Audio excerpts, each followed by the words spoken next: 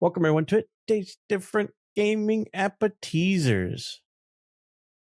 Tonight, we're going to jump in the boxing ring that Microsoft's currently in, because they pissed off a lot of gamers and other developers with the shocking announcement that they were shutting down some studios. And then there was a couple of favorite studios, Arcane Austin and Tango Gameworks. If you're not familiar, Arcane Austin recently, their most recent game was the vampire one that I'm not sure, it wasn't very popular, Redfall. So it probably left a sour taste in Microsoft's mouth, they weren't too happy about that. And this is a studio that was acquired from the Bethesda acquisition. So, that's and then everybody's mad because Tango Gameworks, they're the ones that did the Hi-Fi Rush game that was like the sleeper hit. Nobody was expecting it to be very popular, or it was just kind of a hidden gem that came out. And it was a good game. It was a surprisingly good game. And they're also the ones who do the Evil Within series. So if you're a fan of those games, they've shut down those studios. Now that still means Microsoft owns the IPs, but those game studios are shut down. There's a lot of disappointment running around. Based off all that, the video game industry's been getting hit pretty hard here lately, and Microsoft's just taking it to the chin a lot here lately. They're making some business decisions that are making a lot of people angry. They're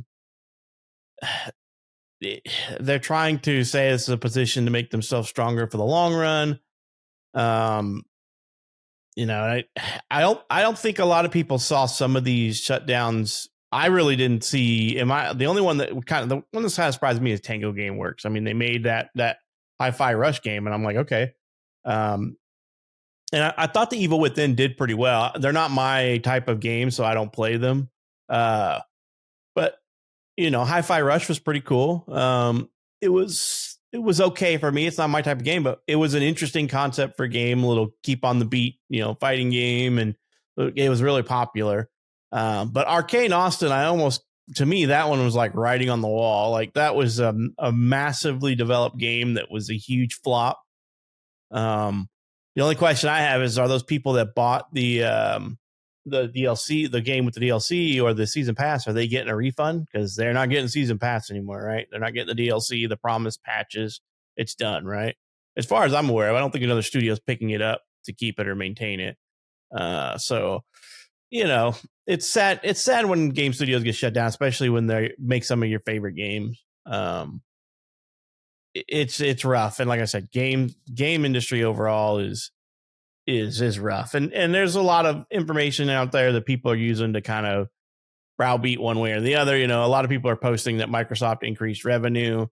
That increased revenue is from the acquisitions, obviously, right? Without the acquisitions, I think I saw somewhere they were down like 4% or something. So they are at a loss if they only claim themselves. But they bought all these other studios, and if they separate out the Activision studios, I would like to see what that would have looked like, right?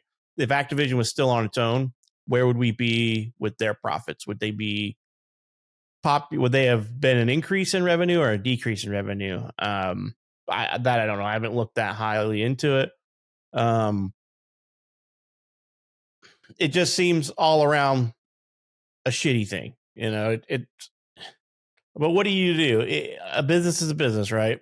As much everybody calls video games art, and the developers and stuff as artists, they're owned by Microsoft. They were owned by Activision Blizzard. They have to make profit, and a company is going to go through highs and lows, right? The company's going to go high, and then when they start coming back down, they're starting to lose money. They're going to start trying to see how they can trim the fat in the long run. I really hope that there is something that they have done or they are going to do. They didn't just throw these people out on their asses. Hopefully they can move some people in to other studios, and then the ones that they can't, hopefully those people get severance packages. I imagine some states have requirements and laws on that. They did. Bloomberg did interview the Xbox president, Sarah Bond, and she said it was an extraordinarily difficult decision to, in Bloomberg's words, it doesn't say it's a quote from her, sack Tango Gameworks, because that's very That's very disheartening talk. If that is what Sarah Bond said, just sacking the studio, that shouldn't come from an exec.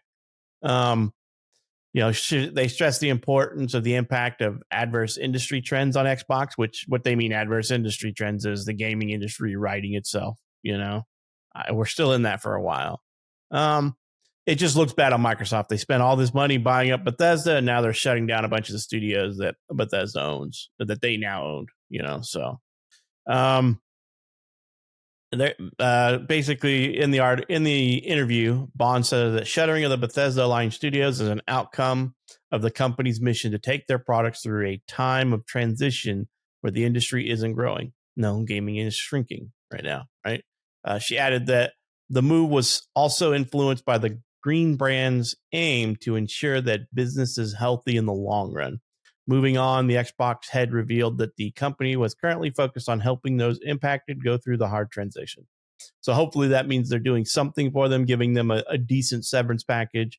And also states, regardless of the latest studio shutdowns, Bond reiterated that Xbox was still committed towards working with its own studios in the future.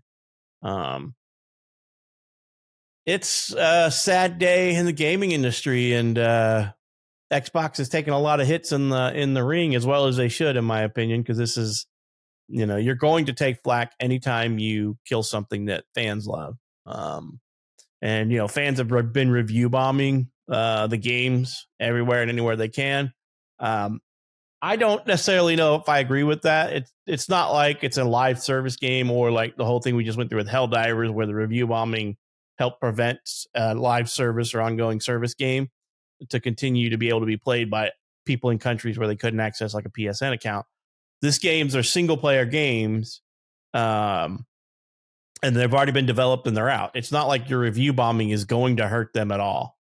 It's all you're really hurting is the developer and the people that put in the time and effort to develop that game by you review bombing the game based off of not how it plays, but how you feel about what their parent company did. They're shut down now. They're long and gone. And what you are doing is hurting the legacy of that game in, 5-10 years, when the reviews are always negative and new gamers enter the market and they're like, that looks like something I would play. It's really bad reviews, and if they don't read the reviews and just look at the review score, you have, ruined the legacy of that developer's game, all because you think it's going to do something. I don't know what you think it's going to do. Microsoft's not going to change their mind and reopen those studios because you're not hurting their bottom line. So Helldivers is a different story, right? You essentially hurt their bottom line. So, Nick, what do you think, man? What do you think about this?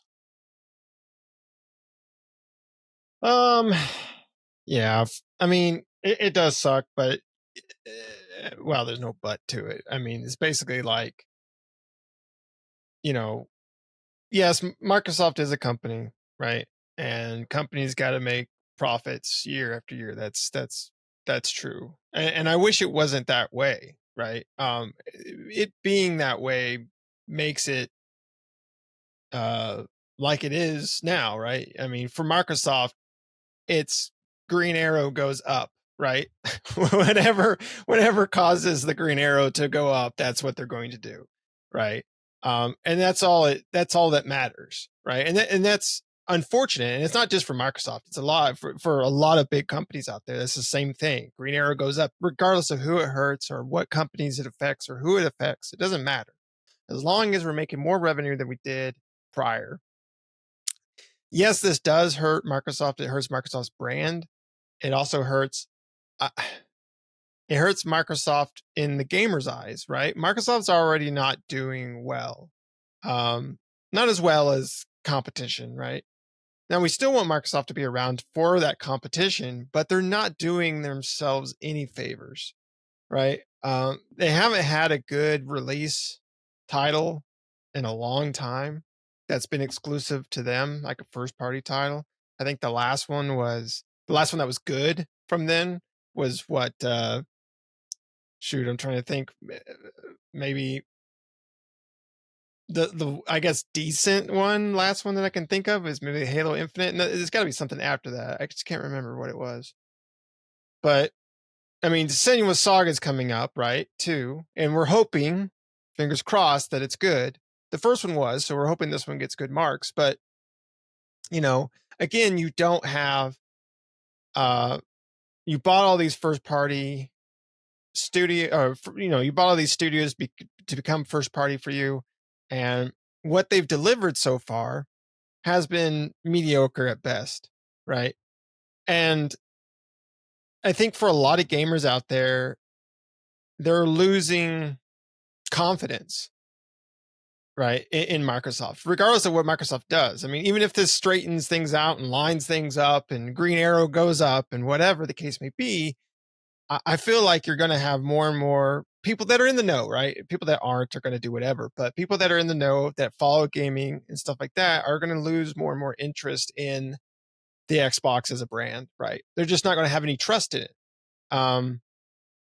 And especially when you don't have titles that are worth a damn coming out, and you're shuttering, you buy all these studios, but then you turn around and shutter them, and it takes forever for anything to come out on the system, and Game Pass, which is it's a great product, but lately Game Pass really hasn't had much of anything worth having on the system, which is going to be it's going to be the case, right? It ebbs and flows when it comes to Game Pass, but I think Microsoft's, even though Game Pass is great, I'm wondering if Game Pass isn't somewhat hurting Microsoft's brand, in the end. It's a great service for gamers, but in the same time, is it also not helping, right? As far as the company goes, as far as Microsoft goes, I don't know. We don't know the statistics on their cost analysis when it comes to their how much they're selling and making via Game Pass, and then how much they're paying. We've talked about this before, how much they pay for exclusive rights to a certain game on Game Pass or whatever the case may be, right? So yeah, I mean, something like this just really sucks for the individuals. It really sucks for the industry. The industry is going through a lot of this. Microsoft's not the only company doing this type of stuff, but Microsoft seems to be doing it more than others. At least it seems that way. And there's rumors and there's rumors that there's more cuts coming from Microsoft. So who knows what's next? Arcane Austin, yeah, I can understand with Redfall, but they did make Prey, and Prey was really good. And a lot of people liked Prey. Redfall wasn't, but Redfall also had, I don't know. I don't know whose fault it was for Redfall, because Redfall did go through a lot of transitions. Redfall did go through a lot of ups and downs and recreating and stuff like that. It went through a lot of process of reiterating what it was. And so its identity was hard to nail down, I think, even for the people developing it. And there was talks, and we talked about Redfall before, where Arcane Austin wanted to kind of scrap the game. But once they got bought by Microsoft wanted to push it out, right? Regardless of what state it was in, because they needed something out there. So, that was kind of their fault. But Tango Gameworks, I'm really surprised that one got shut down. Like you said, with Hi-Fi Rush being a sleeper hit, The Evil Within, which, is not everybody's cup of tea, but I love The Evil Within. And even though Microsoft owns these IPs, are they going to do anything with them? Right? Are we going to get an Evil Within 3? Are we going to get a Hi-Fi Rush 2? There was rumors that Hi-Fi Rush 2 sequel was talked about, as well as I think a Dishonored, because Arcane Austin had worked on some of the Dishonored, I think, with the other Arcane team. And so there was a talk from Arcane Austin about doing a Dishonored spinoff or sequel or something like that. So, those are basically gone to the ether. So a lot of great games, and it just really sucks. I mean, it just sucks because, again, it's all corporate stuff, right? It's all corporate jargon when it comes down to it. It's all stockholders and making more profits than we did last year and hitting certain metrics. And if we don't hit those metrics, then we need to, like you said, trim the fat, regardless of who it is or how it affects individuals, just so we can make sure that we're making more money, we're making profits, that we're meeting that line. And it's unfortunately, because it's not about,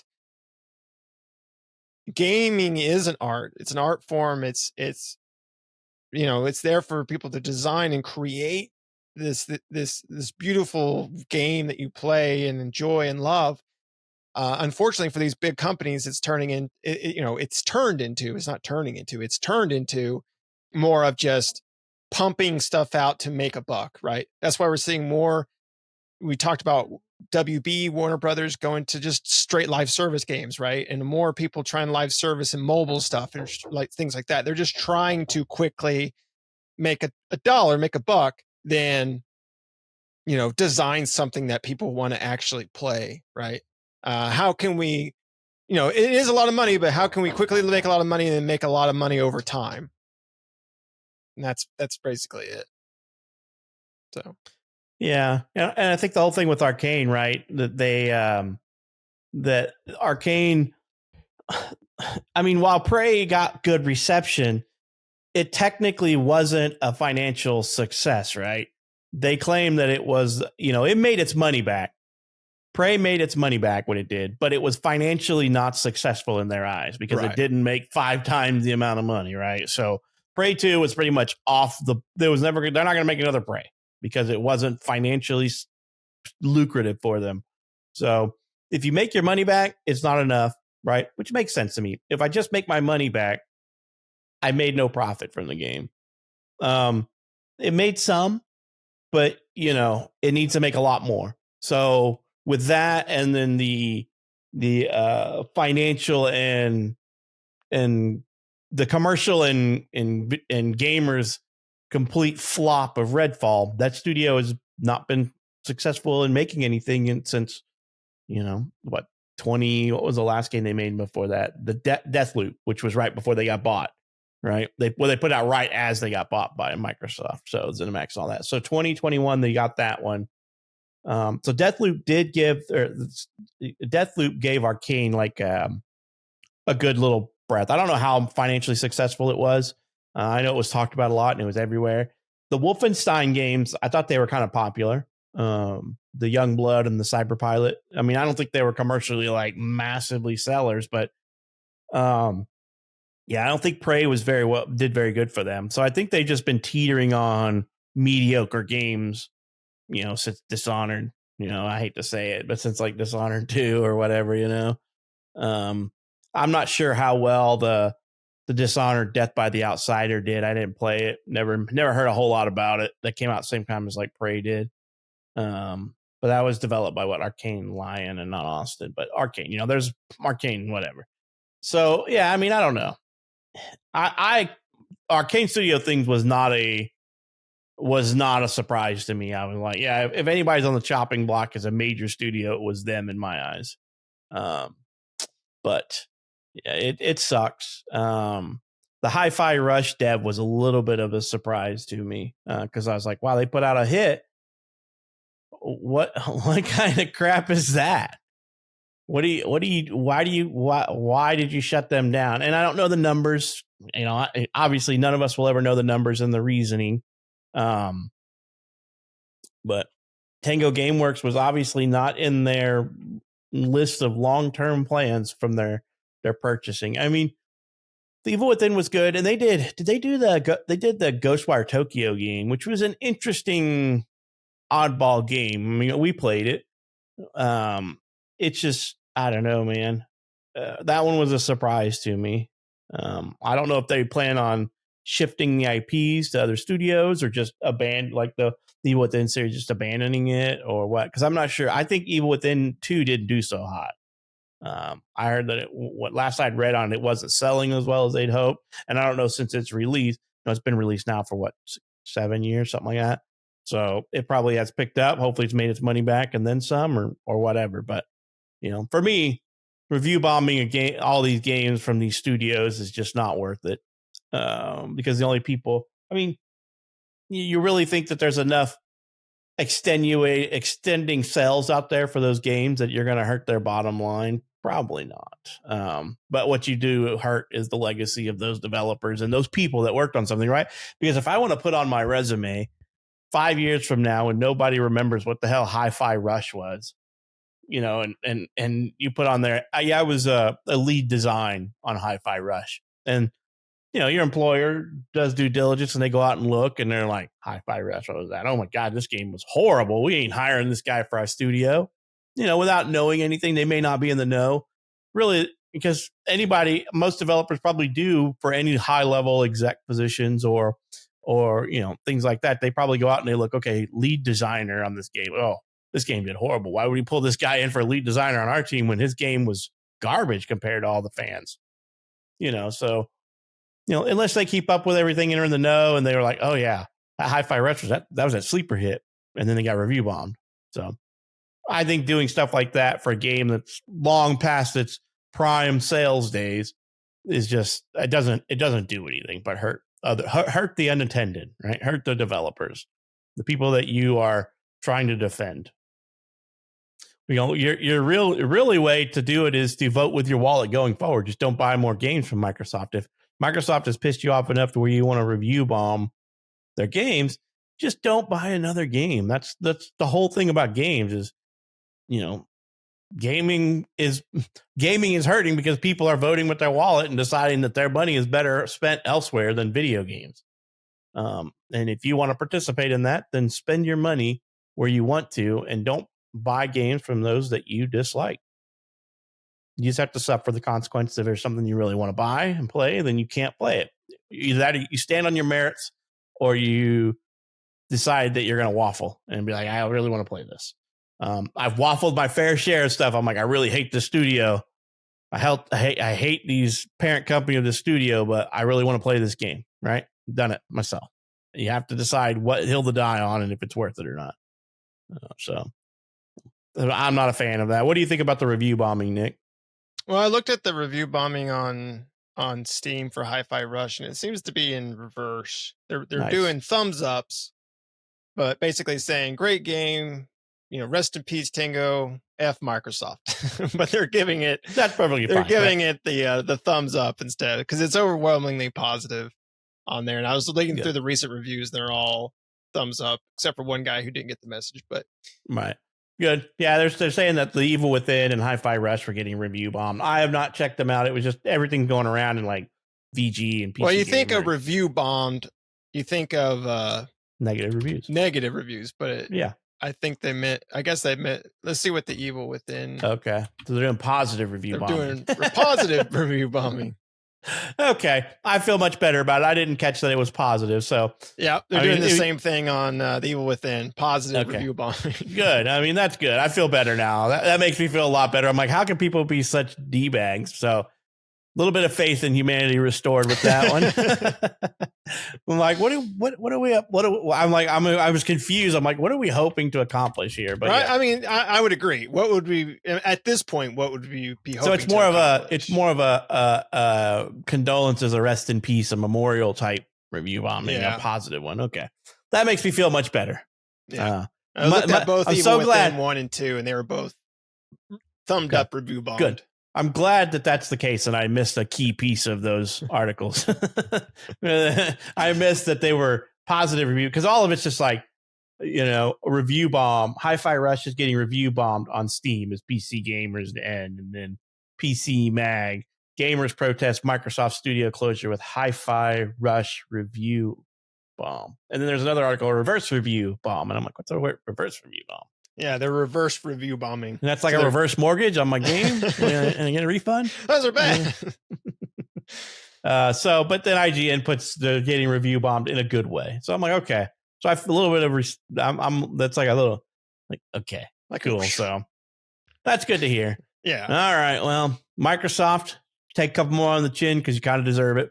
You don't kind of, you do deserve it. You make a crap ton of money, and unfortunately, they're a company and they're beholden to their shareholders first, which is, the capitalist way, if you will. They are the ones who. I mean, it is and it's not. We all live in this country, and this country is where it's at because of capitalism. I guess it's better than if we had communism or something like that, where they're like, well, we own, the government owns it, and the government will say, we don't like you, we're just going to shut you down for the hell of it, right? So, it is what it is. There's pros and cons to everything. The only way to truly support the developers that you want to stick around for a long time is to buy their crap, even if it's crap. So if you like a studio and they make games that you really love, you have to buy the good and the bad, right? It was like back in the day when you used to have to always buy the CD. If you like 2 songs out of 16, you bought the CD and you just didn't listen to the other 14 freaking crappy songs or whatever, that's the way it always worked out, right? I remember back in the day, you'd buy a CD, you could buy singles and stuff, but singles were like $8-9, and you're like, but I like 2 songs on here, so that's more than the CD, so I'm going to buy the CD, and then CDs kind of started getting phased out, and then now you can buy individual songs, but it's more readily accessible to everybody, right? You spend a couple bucks on a song or something like that, or now you don't even have to. You just get a subscription service and they get a cut. I don't know what their cut is, but it sounds just get Spotify and you can listen to whatever. You can make your own list of tracks. Yeah, now the artists just get a cut of that. You get a cut of your subscription based off of how much you listen to their stuff and whatever. And I hear the revenue split's pretty horrible for the artist, but just about everything is that way, right? If you are the artist, you get screwed. The company makes all the money unless you can figure out how to do it independently. So, and independent studios eventually become corporate studios. And, it's very rare for a studio to stay independent long. You make great stuff. The big guys see you and they're like, I want that. And then they go in and flash some cash. And, as much as you may say cash, I'll never sell out. If somebody waves $10 million in your face and you're like, this company's not worth 10 million, you're like, okay, or if you're making banger games and they're like, we'll give you 10 million. We'll give you $25 million for your game. And you can't see your company making that in the next 10 or 20 years. You're going to be like, I'll start another company, so, it is what it is, unfortunately. And it's happening everywhere in the industry, and Microsoft's taking a few licks on the chin, and they probably should take a few more, and they deserve to take a few more of this. Buying all that, blowing all that cash and then shutting down these studios is a huge mistake, especially when we all knew the gaming industry was tilting downward. But, how much money did they waste in the fighting all the regulatory bodies to make this deal happen? Wasted money fighting all that. So, and then they shut down studios. Bad deal. But Nick, you got anything else before we give Microsoft the 1-2 punch and get out of here? No, I just don't think it was worth it for them. No, me neither. But let us know what you think down in the comments. It's pretty crappy. Business is business, but it's unfortunate because business is always people, right? People are involved in business. When you're shutting down things, you're hurting people. You're not hurting a faceless entity, even though you shut down a faceless studio.